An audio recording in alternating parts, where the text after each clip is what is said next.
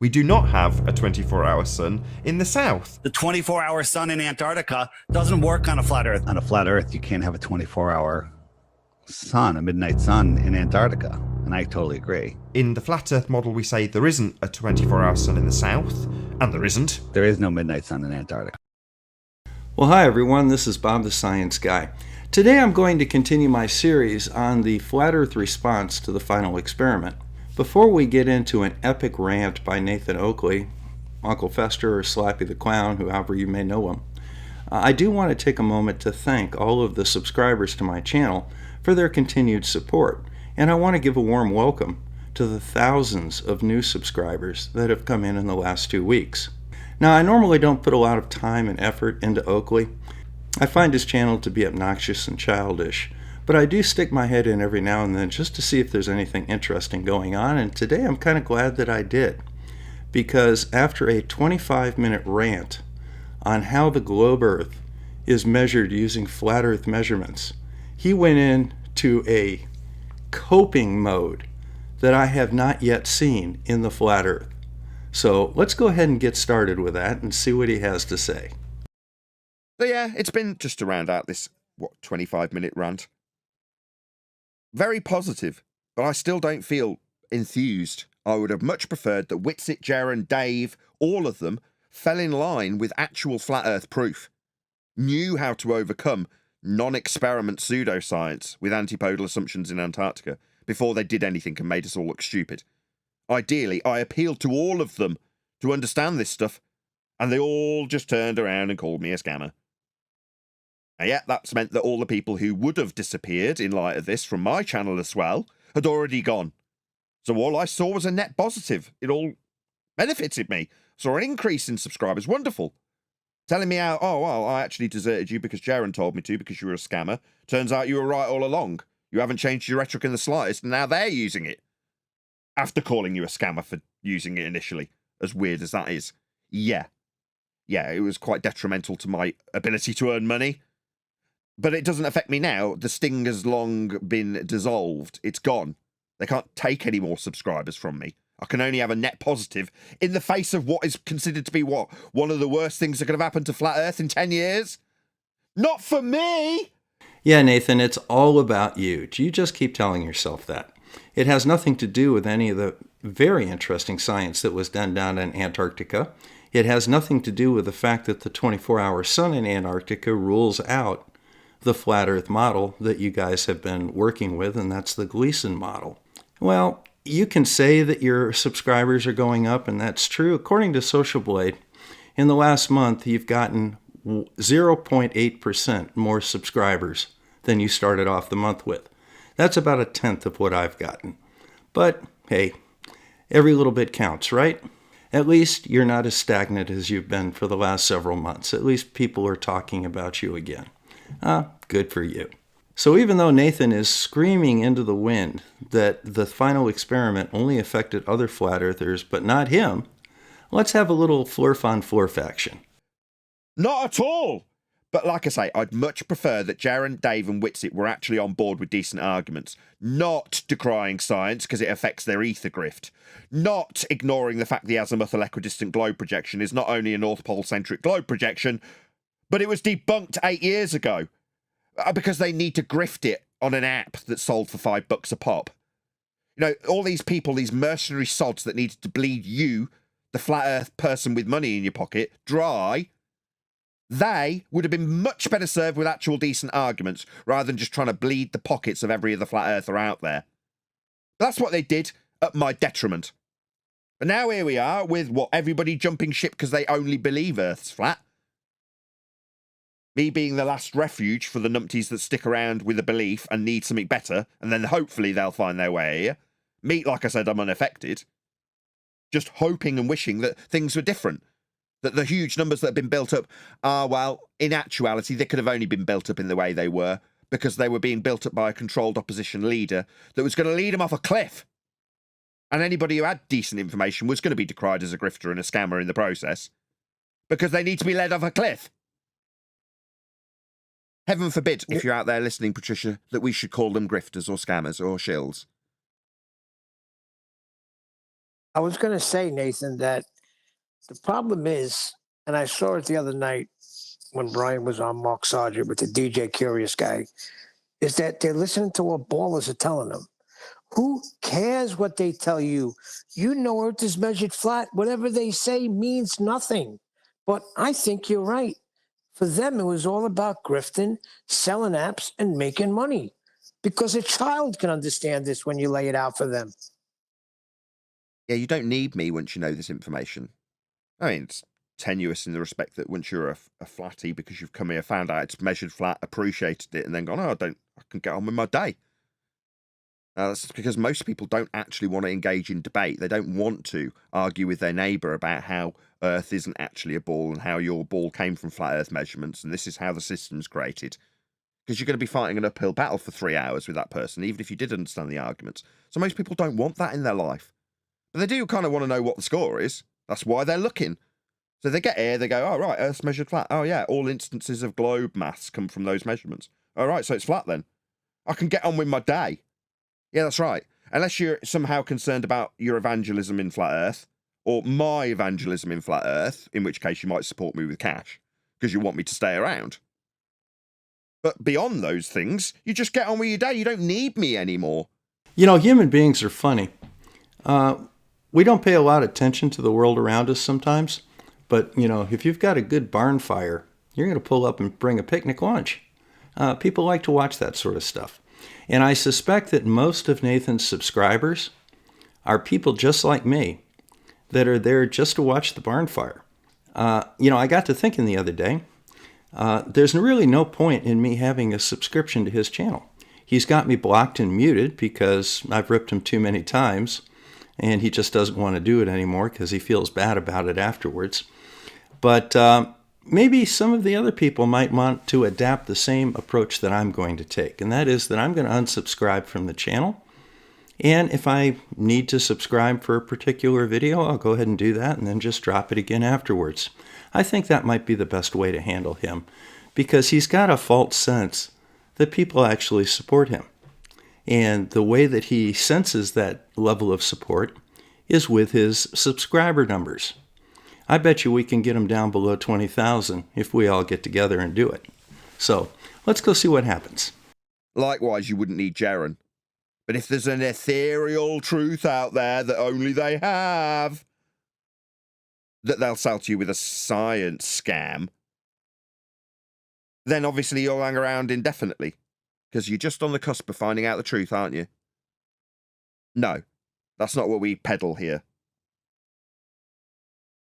That's what we had peddled in our community for the longest time. Maybe some of them will still stick around and still retain their shillery in light of this TFE garbage that proved nothing, except for the flat Earth measurements that keep coming from it, which we find very useful. You know, I'm still trying to figure out what Nathan is calling flat Earth measurements. I have seen him claim that all angle measurements are flat Earth measurements because he seems to believe that all angle measurements come from a horizontal plane, which is, of course, the flat Earth. I don't think that he's ever comprehended the idea that you can get a curved line and take an angle from it. How do you tell people that you've never taken calculus or trigonometry without saying you never took calculus or trigonometry? You know, I've said that before, and this definitely proves it.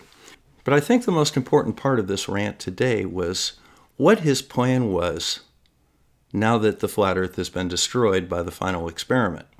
How is he going to try and salvage his income? Let's have a listen to the approach that he is going to take. I think it's a real eye-opener. Yeah, we'll work our way through them. All the people who, once the dust settles, are still around and a big name, will be like, okay, good job, you're still here. Do you know for sure and without a doubt Earth is flat? What's that? Could be a big ball, Dave. No, you need some educating, I'm afraid. Yeah, by us. Yeah, let's not have any crap where you start calling us scammers because we're telling you science proves things and showing you how it has advanced humanity. Yeah, best not call us scammers after that this time. Yeah? Just listen, pay attention, and don't get fooled, you fool, like you did by Duffy. Yeah? Didn't catch us out. Yeah, there's going to be a lot of people getting whipped into line by us. And we're going to have to take that authoritarian stance. And I was chatting with Brian on the phone the other day, and I said exactly the same thing. While we were having a good old moan, I'm like, well, actually, we're in a slightly bizarre position now, which is to say we have to take that authority. So while I'm sitting here bitching and moaning about what people say, we've got to get past that. Now, I don't mind doing it while the dust's in the air, because who cares? It's inconsequential till the dust settles. So moan away. But once that dust settles, you're going to see us lining these people up. I've already started putting in the moves to make that the case with various different people, Dave included. Most recently today, it was Eddie Banjo saying, I want to talk to you. Yeah, I want to arm Eddie. That's what I want to do. I want to arm all of you. I want you all going out in shining armor that's blinding to the opponent. They can't even frickin' see. That's how shiny your armor is. And if they get even close to you, one flick of the wrist and they're beheaded. That's what I want to offer. To Eddie, to Dave, to Jaron when I was doing it. Not anymore. They've exposed themselves to shills, haven't they? Why would I want to carry on as I was attempting to get them to bring their 150,000 subscribers in line with flat earth proofs and measurements and a decriance of pseudoscience with truth and proof offered by real science? No. We can't do that anymore, but there will be people who remain. And they need these arguments. They needed them before now. They were just told, don't look over there. Nah, they're scammers. Don't look at them. Well, now you need us. Or you'll have buggered off because you'll be back on the ball. Good. It's been the purge. We didn't want you here anyway. You didn't know, so you weren't helping. You thought it was useful to talk about conspiracies and ether. Maybe a bit of 9/11, maybe a bit of JFK, maybe a bit of clone centers, a bit of Mandela effect. Throw it all into the mix to make us all look stupid.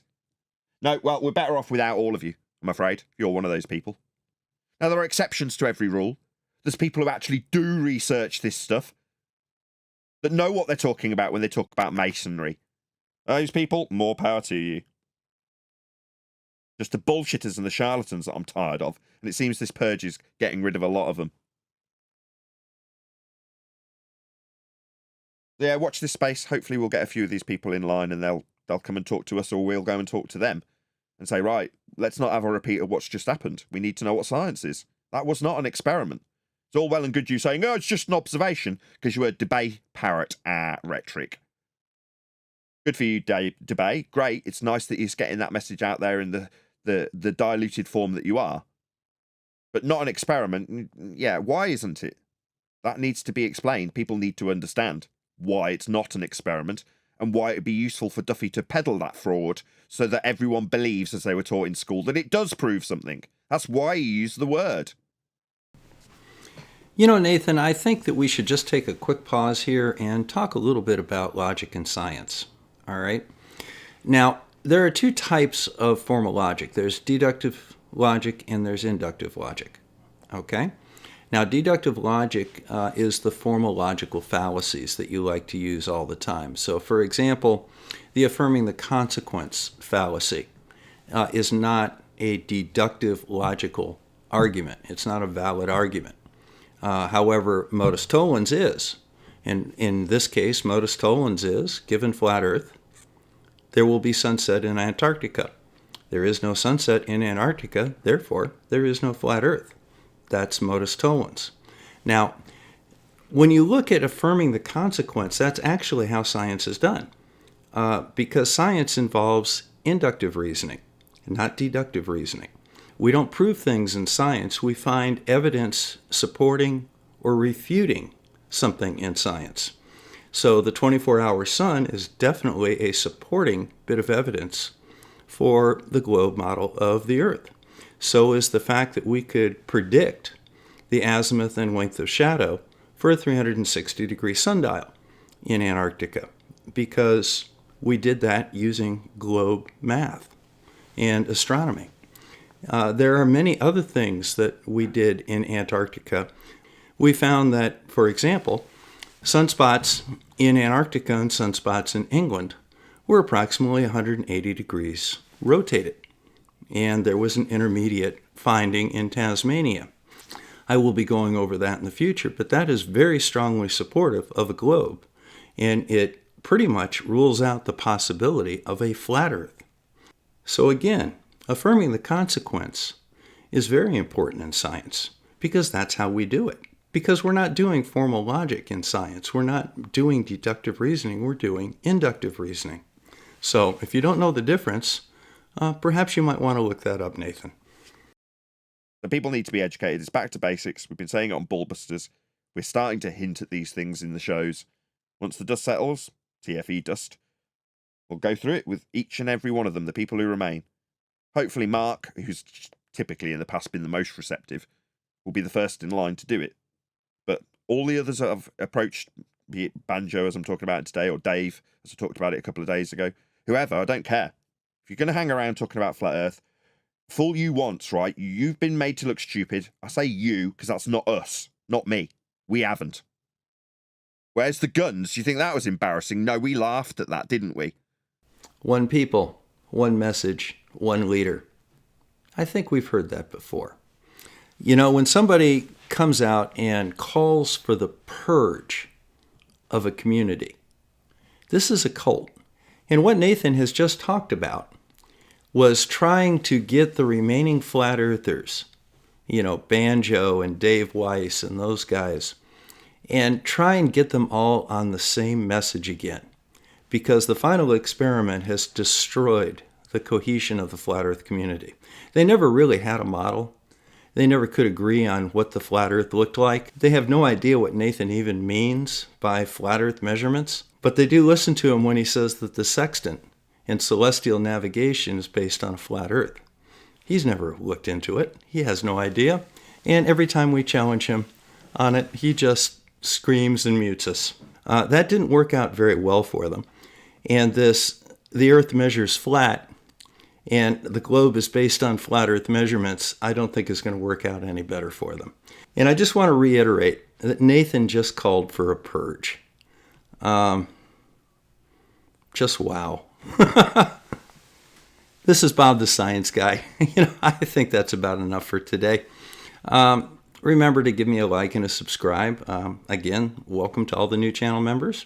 If any of you guys are interested in the Patreon or the PayPal for the Telescope Fund, the link's right in the description. I'll see you again soon. Take care.